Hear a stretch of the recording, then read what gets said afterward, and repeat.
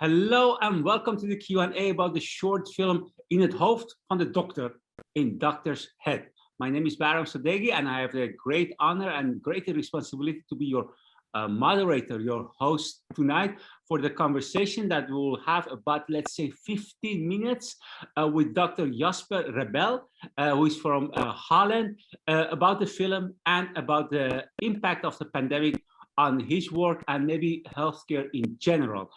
First of all, Jasper, thank you very much for being with us today. And I wonder, doctor, what are you doing on a daily basis? So I currently work as an emergency physician in Amsterdam. And so my responsibility is to take care of patients that come in with whatever problems they might have, and do a bit of teaching on the side as well. Okay, and since when, how long are you a doctor in that line of work? So I've been practicing emergency medicine for about 12 years now. Okay. By the way, let's start with the film. Your first impression about the film, and after that, because you are not the filmmaker, I would like to ask you something about the impact of the film on you, your colleagues, and as I said, about 15, max 20 minutes conversation. So, what's your first reaction about the film? What scene or subject made the most impression on you? Yeah, so thanks for giving me the opportunity to reflect on this story that they told, and I think it's important that it is told. And although I might not be a very big fan of the comparison to war, what they do obviously in the beginnings of this movie, but I'd like to take the opportunity to be clear on one thing. We are not at war, and our hospitals are not war zones currently. But it does give me the opportunity to say that while healthcare workers are sort of depicted, not only in this movie, but also in reality, as soldiers. So we expect them to be fearless and ready to do whatever it takes at the moment. And that does sound admirable. But by describing healthcare workers as such, we also hide behind them, and they make us feel safe and guarded. But the reality is we are not soldiers. We are men and women made out of flesh and blood.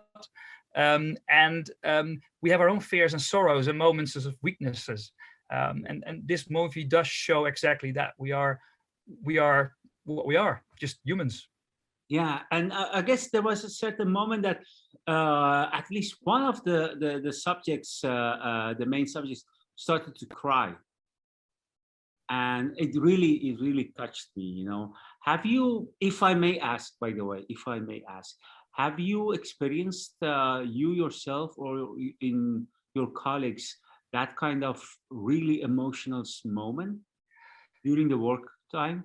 Yes, I understand your question. So what you shouldn't forget is that healthcare workers, and also in my profession as emergency physician, we are used to seeing bad things. It's not unnatural, or it's not weird for us to spend a day at work and seeing people die and seeing the fears and the tears of people around us.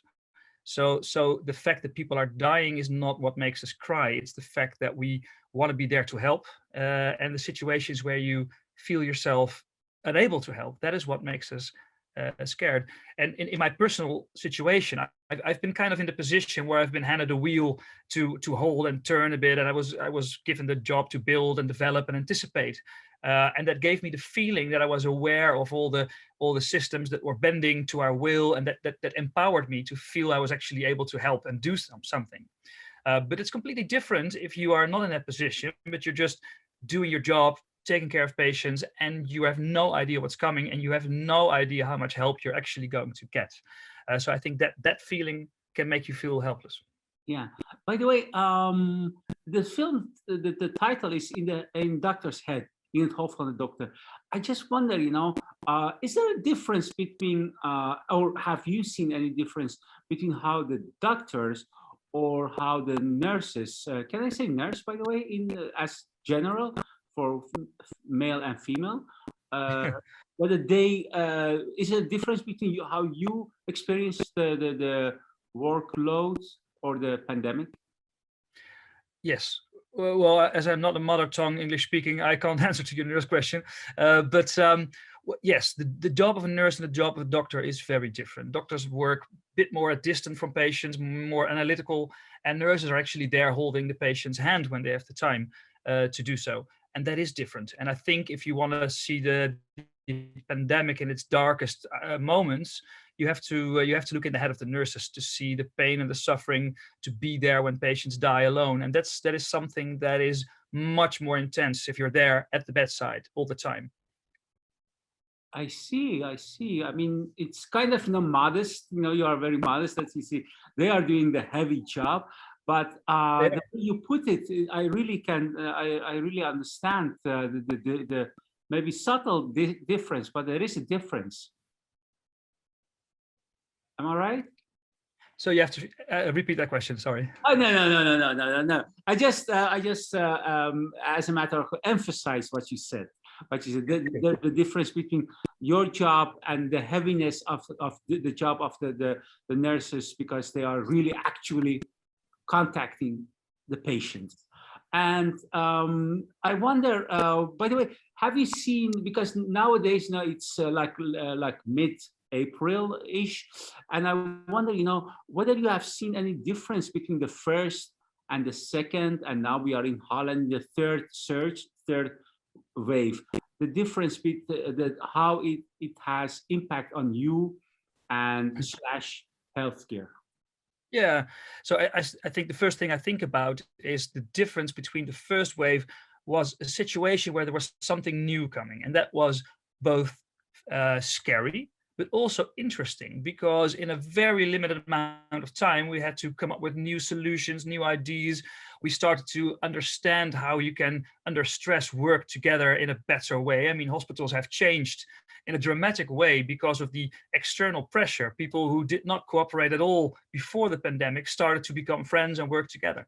So the first wave was about collaboration, anticipation, fear, anxiety, creativity, mostly. And the second and the third and the fourth, or how many waves there are, they are annoying, because all that has gone. We now know what to expect. It's become troublesome. We want to do our own work. We don't want to deal with all these troublesome. We just want to do our job. We want to make people better, and we want to be just in love with the job that we've always had. So it is. The first wave was much more intense, but the second and the third wave they're tiresome. They wear you down. I see. You said the first wave was intense, but correct me if I'm wrong. I thought you just a couple of minutes said it was also interesting, not only intense, but also interesting. Am I right? Did you say that? Well, as I'm an emergency physician, one of my motivators in my job is to be creative, find solutions to things that occur on a daily basis, and that is what makes me interested in this job. And that's also the same for the nurses in emergency medicine. They want to be have new experiences every day, and they want to work hard, but they want to look back at their day shift and say, we've accomplished something. And the first wave did just that. It asked a lot, but it also gave us these emotions and these experiences. And now we're just doing the same thing over and over and over again. I see. My final question, Jasper, for you. I don't know how to put it, so I'm just going to take maybe half a minute to make it sentence. Has this new situation, pandemic, let's say in last 14, 15 months, has that changed anything about your job, your relationship with the patients, maybe the way it was for, let's say, for a long time, and now for the first time in our generation, we have, and as you as a doctor, now we are facing a worldwide pandemic. I wonder whether that fact had any impact on doctor-patient relationship. Well, to be quite honest, I mean, a pandemic gives us a lot of patience. but we were doing patient care anyway. Our job is to take care of patients that come in, and on a normal day without a pandemic, we also see a lot of patients that are short of breath. That doesn't change so much. What has changed is, I think, the perception of the public. For the first time in a long time, people start to realize what makes society work, and that is healthcare and education and policing. So what I hope that actually will change is that as a society, we start to not only say that out loud and fully realize how important those parts of our society are, but also actually start to build a world where we make that happen. And that is almost a political thing. In the recent elections in the Netherlands, we haven't seen any change in voting. We haven't seen parties that have been advocates for these systems gaining votes. We've seen them lose votes, actually. But that is something I hope that will change in the long run. If I emphasize what happens in the hospital, what mostly has changed is that because hospitals work in silos. You've got surgery, you've got internal medicine, you've got anesthesia. But now what we've seen is, because of the external pressure, we've come together and we are more working together as a team, or even a family, if you may say so. So that has changed for me a lot more. My patients have always been there, and I hope they always will be there. And taking care of them is my job, and that hasn't changed. That's still the same thing.